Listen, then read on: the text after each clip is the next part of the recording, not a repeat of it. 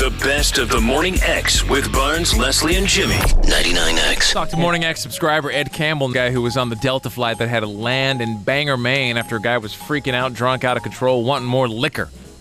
Fighting flight attendants, going at the pilots. All righty. Hey, Ed? Hey. Hey, what's going on? Perfect timing. Oh, thank you very much. Right. How's everyone in Atlanta doing? Good. You're still in England, right? Yeah, I'm actually in the Midlands, Central England. What are you there for? Some kind of conference? Yeah, I work for a software company in Buckhead, and we're supporting a program over here. All right. Now, this story, which we would like to have you tell us in detail, this story is now making its way around the Internet as if it were an urban legend. I'm serious. No less than 5 people in the last 2 days have forwarded your accounts of what happened on this plane. And if I were to just receive it now without having spoken with you, I would think, all right, this is one of those stories that, somebody made up that, you know what I'm saying? Yeah, I mean, definitely had to be there to believe it did actually happen. So take us there. Start from the beginning. You're heading out on a business trip. You're going to England. You get to the airport. Get on the plane. Where are you sitting? Business class, like third row. I think I was in seat C. Yeah, okay. So go ahead. Take us there. Okay. Got on the plane. They start kind of the pre-flight drink service and stuff, and he was kind of a little bit loud and a little bit rowdy, but nothing more than anyone else. I guess. Older guy, younger guy. What do he look like? He was about 41. He was probably around 6'2", 6'3", and he was probably about 210 pounds or so. And he's sitting where, and you're sitting where? I'm sitting in 3C, and he's sitting in 2J, which is just across the aisle, actually. All right, so go ahead. So continue. So they basically, they served their early drinks, and then the flight took off. And he was a little bit loud and talkative, but it seemed like it was just carrying on between him and the guy next to him. And, I'd pretty much ordered, they have like an express meal, and I got that, and I was going to try to crash out for a little while, catch some sleep. And evidently, when they started serving drinks again, he really started to carry on and fondled one of the flight attendants as she attempted to give him a beverage. Now, this reached is how... up and grabbed her. Yeah. Grabbed her bum, as they would say over here. Grabbed her bum. Grabbed her bum. And you guys are how far into the flight?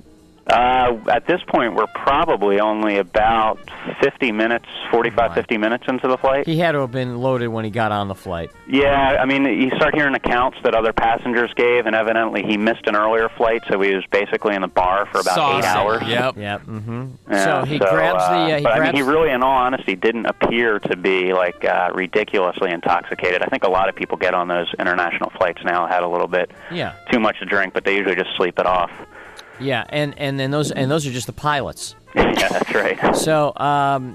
So he grabs her butt, and you didn't see that, right? I did not see that. No, I was actually at that point. I was kind of already starting to crash out a little bit.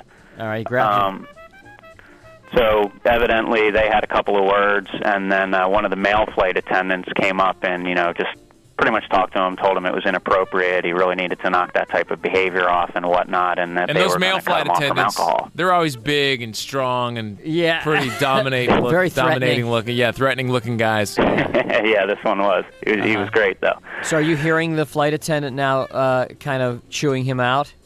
No, actually, the flight attendants were fantastic. They were really patient and professional. They put up with a lot more crap than I think the average person would have in that situation. They were fantastic. Yeah. They gave him every opportunity to pretty much behave himself and just get in line. They get businessmen all the time though who make subtle passes at him, and they may touch them or brush up against their bum, but not grab it outright. Oh yeah, businessmen. This is a definite grabbing.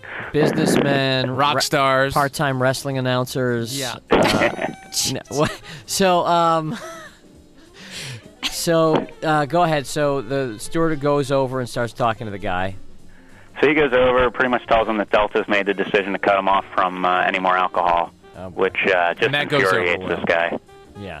So you're watching at this point, right? Yeah. Now I'm starting to watch a little bit more. So this, so now he really gets a lot loud. He's cursing at everyone. Had a few choice words for the female flight attendants and the male flight attendant. And when they brought him a plate of food over, he basically heaved the plate of food across the cabin and smashed one of the glasses that he had there.